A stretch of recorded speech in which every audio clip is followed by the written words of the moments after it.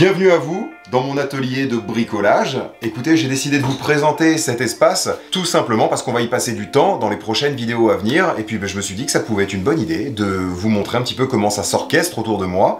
Et puis vous allez découvrir qu'ici, il y a de quoi réparer une moto. Il y a à peu près tout ce qu'il faut. Voilà.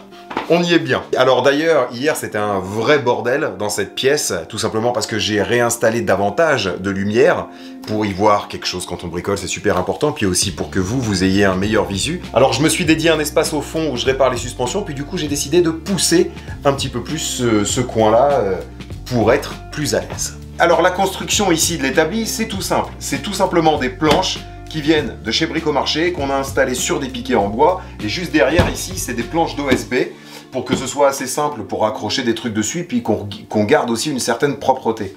Alors évidemment, les planches ne sont pas toutes de la même couleur, j'ai fait avec ce qu'il y avait de disponible en stock en magasin, et derrière ici, dans la partie où je bricole les suspensions, c'est pas de l'OSB, c'est des planches ordinaires, voilà, mais c'était aussi pour avoir un fond qui fasse propre.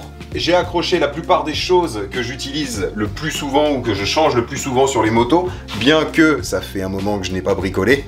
Même le chargeur de batterie pour la perceuse, je l'ai accroché ici pour que ce soit pratique. Évidemment les clés que j'utilise le plus souvent. Ici quelques produits qui sont utilisés aussi régulièrement. La partie suspension où il y a les huiles qui correspondent, avec les clés aussi dont il y a besoin quand il faut démonter quelque chose. Et là d'ailleurs vous avez l'amortisseur de la 250YZ qu'on va prochainement remonter. Ce sera d'ailleurs la suite de cette vidéo là. Et vous allez voir, on va faire une très belle moto qui va changer de couleur, qui va avoir des composants complètement nouveaux. Il y a des entreprises qui ont mis la main à la pâte justement pour pouvoir m'aider sur ce projet de YZ 250 et on va faire un truc très sympa. J'ai hâte de commencer celle-là.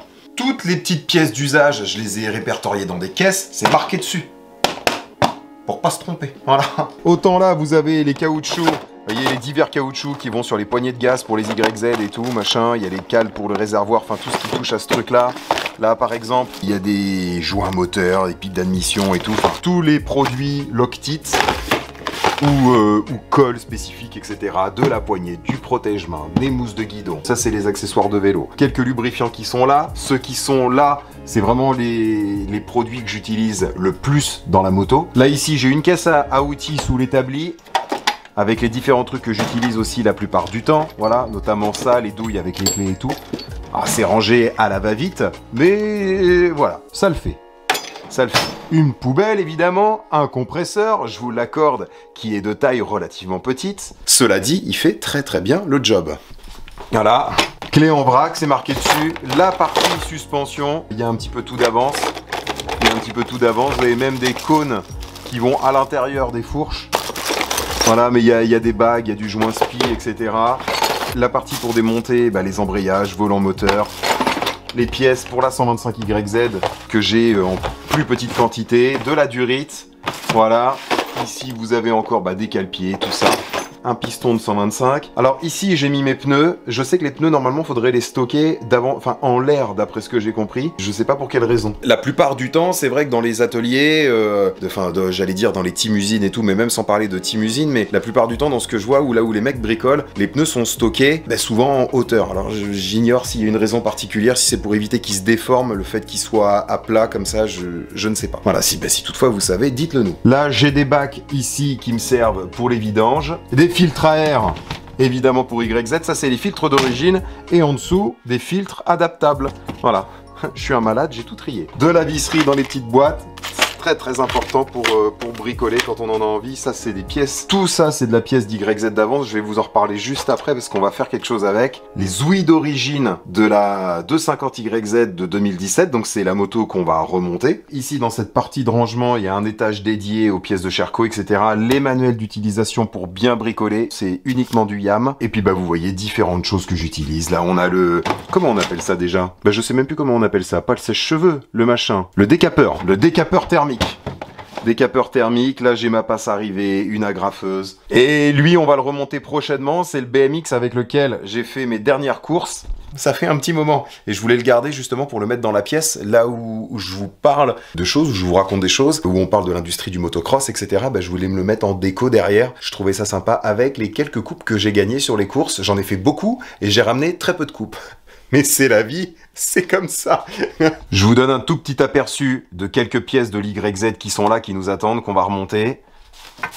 Ça sent très très bon. Et là j'ai accroché évidemment mon maillot de participation au Touquet. Avec la plaque frontale de la moto. Ben voilà, c'est symbolique pour moi parce que c'est un événement qui était très impressionnant. C'est le plus gros événement, la plus grosse course de moto à laquelle j'ai pris part. C'était très sympa, ça s'est très très bien passé. Malgré les aléas qu'il y a eu avec la moto qui n'a fait que tomber en panne avant de partir. Et ça reste un très très bon souvenir. Et pour la petite histoire, j'étais inscrit cette année pour le faire en 2024. Puis malheureusement il s'est avéré que le genou était bien plus endommagé que ce qu'on imaginait et donc ce sera peut-être partie remise ou peut-être pas du tout. Ça dépendra de l'état de ce foutu genou encore une fois. Là vous voyez on a notre 300 Sherco qui est ici. Et je ne l'ai pas lavé depuis que je me suis fait mal au genou. C'est resté tel que. Ça fait déjà 5 mois. Là, vous voyez, il y a même mon sac de moto. Et mon sac de moto, il est comme la Sherco. Je n'y ai pas touché depuis la dernière fois que je m'en suis servi. Tout comme les bottes. Les bottes, elles sont sales du mois de septembre. Bon, encore ça allait là. C'était pas... Mais tout ça là, je n'ai rien fait. C'est resté tel que. Et donc là c'est pareil, on a la 125YZ aussi, et puis elle n'a pas servi depuis juillet l'année dernière. Tout va dépendre de comment je peux repratiquer par la suite. Là, je sais pas si je vais la garder encore cette moto, peut-être que je m'en séparerai si je dois... voilà, si j'ai une pratique un petit peu plus restreinte. Ça sert à rien que je garde ce genre de petite machine qui demande à être exploitée tout le temps dans les tours.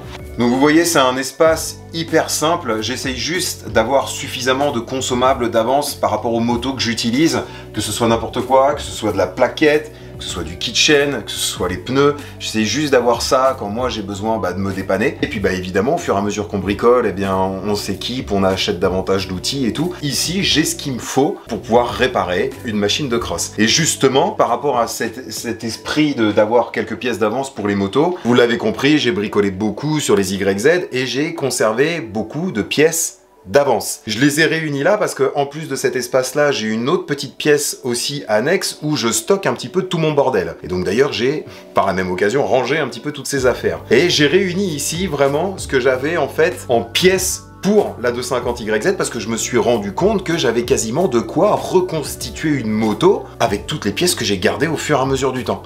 Donc là en fait l'objectif ça va être de remettre bout à bout là toutes les pièces qui sont ici sur la table. Donc pas de les nettoyer, de rénover quoi que ce soit, là c'est juste de faire un assemblage pour voir ce qui manque et puis si éventuellement dans le futur on sera en capacité de refaire une moto avec ce qu'il y a. Alors dernière chose aussi ici, vous l'avez vu, j'ai une table pour bricoler là où on pose les motos dessus. Alors c'est pas du tout une table hydraulique, c'est une table que mon père a fabriquée. Elle a déjà une quinzaine d'années cette table là et elle a toujours servi à ça en fait, à pouvoir réparer les motos pour pouvoir travailler en hauteur dessus et c'est hyper pratique. Et cette table là, elle s'associe aussi avec ce petit trépied de moto fait maison aussi par mon père et il est extrêmement pratique, surtout pour faire les vidanges parce qu'il prend pile poil l'emplacement sous le cadre de manière à laisser couler l'huile derrière. Enfin, cette table et le trépied, c'est le combo parfait pour bricoler à hauteur. Voilà.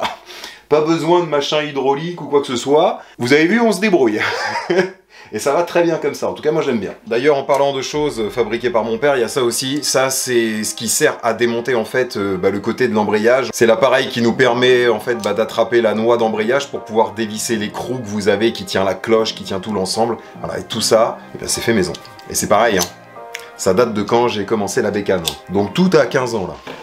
Ah, le Tosma il dure. Hein. Et heureusement que j'ai fait le tri, vous voyez, dans les pièces d'YZ, tout ça, parce que ça m'a même permis de redécouvrir des trucs, dont ça. On a jusqu'à une housse de sel toute neuve, qui est là, qui traîne, qui était planquée au fond d'un carton, je ne savais même pas. Et je vous recommande toutefois, si chez vous, vous avez de l'espace aussi pour bricoler, si ça a besoin d'être réorganisé, d'être un petit peu, vous voyez, remis au propre, voilà, refaire un peu le tri dans tout ce qu'il y a, eh bien faites-le. Vous allez voir, ça fait du bien de travailler dans une pièce où on a un petit peu de confort. Et puis surtout, où on sait où se trouve tel ou tel truc. Vous avez vu, hein, c'est tout simple hein, ici. Hein. Il n'y a rien d'exorbitant, il n'y a rien qui coûte extrêmement cher. Tout est hyper accessible, c'est tout simple. Pour faire ce genre de bricolage là sur ces bécanes de cross, on est bien. Là, normalement, je dis bien normalement, on a quasiment tout ce qu'il faut. Vous allez voir à l'exception de certains trucs, mais qui seront trouvables sur le marché de l'occasion. On a énormément de choses, on est proche en théorie. Enfin, on va voir. Faut peut-être pas trop que je m'avance, on va voir. Et ça, enfin, c'est le cadre d'origine de la WRZ 250, c'est ce cadre-là qui est homologué de 2003. J'ai utilisé la carte grise pour rouler avec une machine, une YZ plus récente. Donc c'est vrai que si on reconstitue cette moto-là, toutefois, on peut en faire une moto homologuée. Ça, ce serait plutôt intéressant. Ah oui, tout en sachant qu'il y a le contrôle technique. Je sais pas comment ça va se passer encore, cette affaire, mais ce qui est sûr, c'est que vu dans l'état qu'elle est là, elle ira pas tout de suite. On va rechercher les axes. Et on doit forcément avoir ça.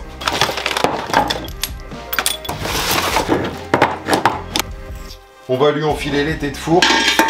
Ça, bon, les roulements ils sont cramés, mais c'est pas grave, c'est juste pour les mettre en place. Ici, vous voyez, on a même l'écrou qui vient sur le tête de fourche supérieur. Même ça, vous voyez la petite bague là, qui fait le réglage. Ça en sert pas non plus.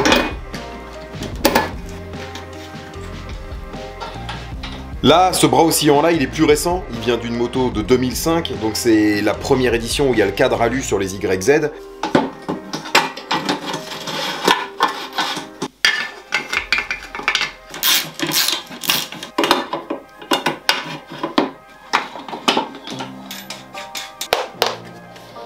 Bon, comme je vous disais, la boîte à air, elle est sale, hein. C'est pas pour faire de la rénovation là tout de suite. Il y a toutes les bagues, là ici c'est complet. On va lui mettre un filtre à air, il y a même le support en plastique à l'intérieur. Hop là.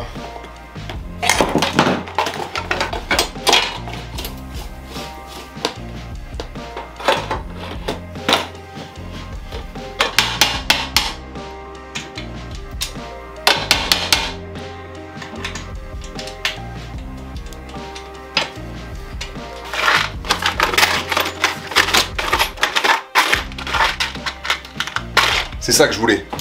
Ça, c'est ce qui va dans l'étrier de frein arrière, juste après la vis qui tient les plaquettes. Bon, c'est pareil, c'est des plaquettes conservées, mais c'est juste pour reconstituer. Là, vous voyez, j'ai encore ça, c'est tous les éléments d'origine, les plaques et tout, là. Ça, c'est pour pas que ça chauffe dans l'étrier.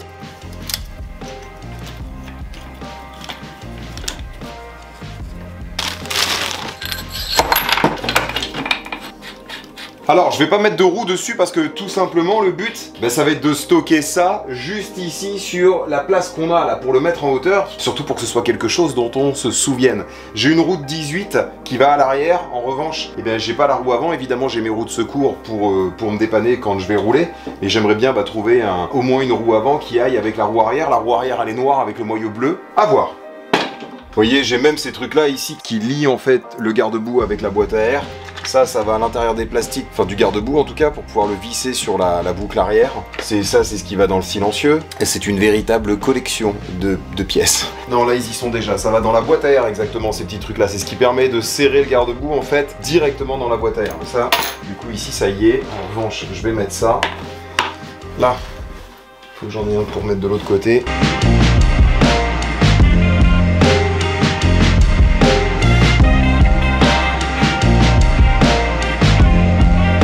Même les vis, là, c'est celle d'origine. Hop là, une pédale de frein. Alors les pédales de frein, c'est pareil, j'en ai plusieurs. C'est la première qui m'est tombée sous la main. La goupille, elle va là. Ça, c'est le système d'origine de la moto. Il est de la même année que le cadre. Celui-ci, il est de 2003. Le seul truc qu'il y a, c'est que le bras oscillant, qui va normalement de 2003, qui va avec ce système de frein-là, il n'a pas la même patte de fixation ici pour l'étrier. Et ce qui fait que ce système-là, je ne peux pas le monter en fait sur ce bras-là. Les cale-pieds, on va éviter de les mettre juste parce qu'en largeur, je suis limité. Pour que ça puisse loger là-haut sur notre étagère.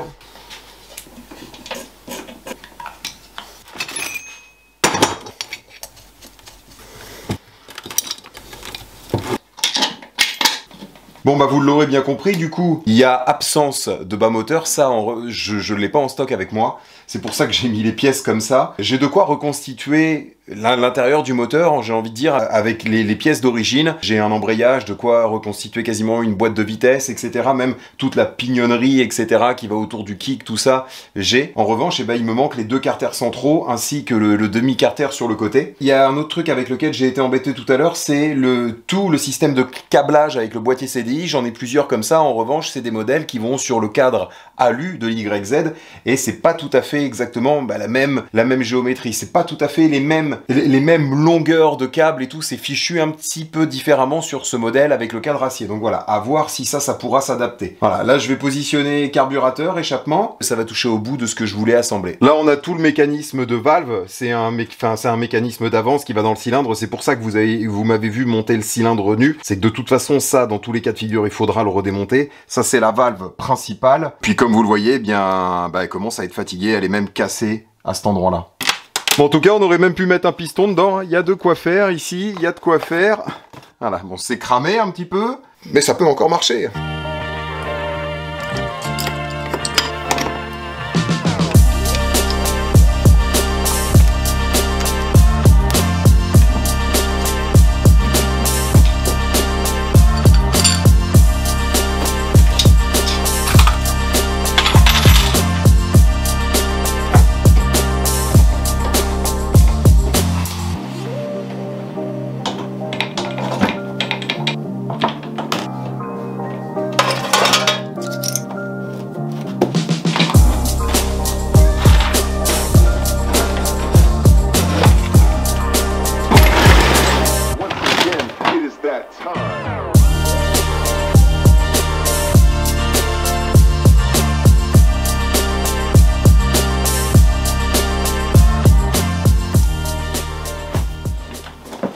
Ah bah ça pèse son poids quand même.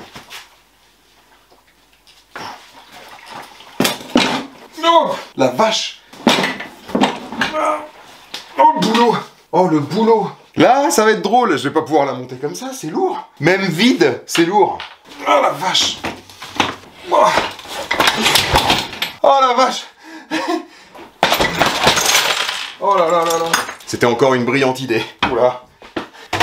Oh là là. Ça va être un peu mieux, je vais le faire en 2 étapes. Mais bordel, ça se trouve, mais en hauteur, ça passe même pas.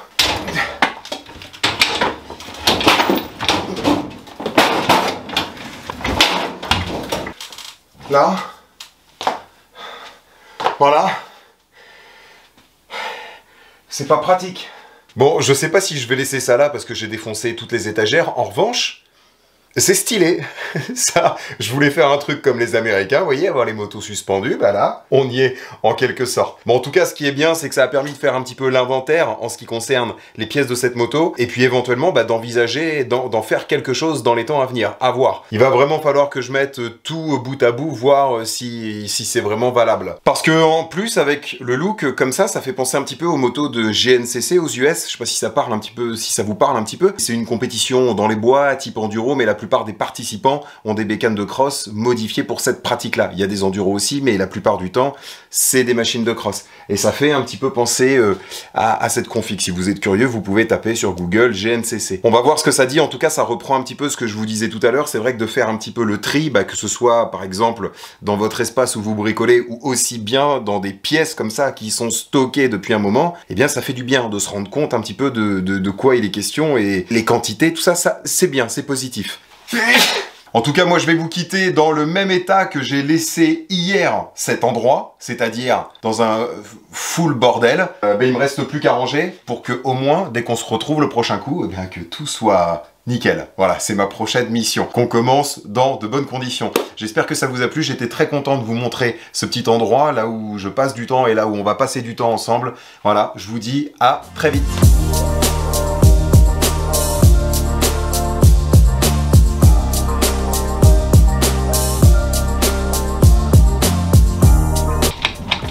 Évidemment, si j'avais enlevé ça, ça aurait été moins lourd. Il y a même encore de l'essence dedans. Et c'est certainement l'essence du Touquet.